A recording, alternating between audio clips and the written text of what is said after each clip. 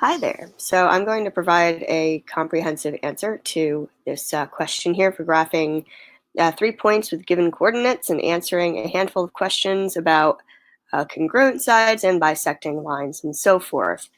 Please feel free to pause the video at any point if you need to go back and review what I've done. But until then, let's get started. So first we have here, I would recommend whenever you're doing a math problem is to plot out whatever points you have.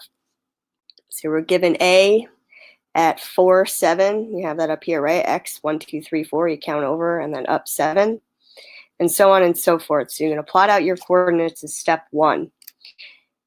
Now, the first part of the question is which sides of A, B, C are congruent? And how do you know? Well, first you need to know what congruent means. It means, are they the same length? Now, okay, so we have these points on a graph. How do we know how long, the point, A to B, what line? This line AB, how long is it? How do we do that? The answer is using a thing called the distance formula. And I'm going to show it over here, up in the upper left corner. The distance formula is the square root of the difference between the two x coordinates squared plus the difference between the y coordinates squared. Now remember, when you're substituting your values, to use these, like if it's line AB, B's x coordinate is x2. A's x coordinate is x1.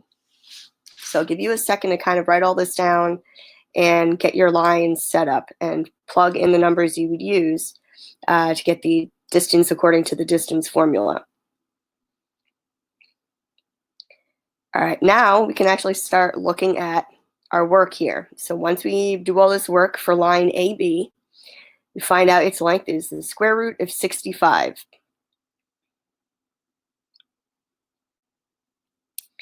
Line CB, you could do it BC, but make sure you would write these numbers. It would be 8 minus 0 plus 1 minus 0. In the end, it doesn't really matter because you're squaring the values. You're looking at the absolute distance, which is, make sure that the order matters there, right? So this is line CB, which means B's x value 0 minus C's x value 8, and not the other way around. All right, so once we do all that, we find out CB is also square root of 65, same as AB. So we can already say that those two lines are congruent. Now let's take a look at our third one here.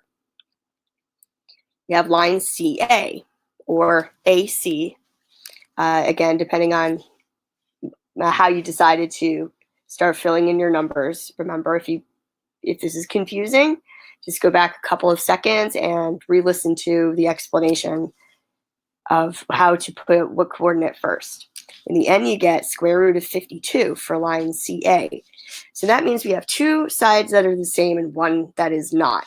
That makes it an isosceles triangle. So now we know that we have our three sides. Two of them are congruent, isosceles triangle. This is important. So we know how. We've just gone through how. We know that A, B, and C are congruent. And part B is to construct the bisector of B and then mark the intersection of the ray and AC as D.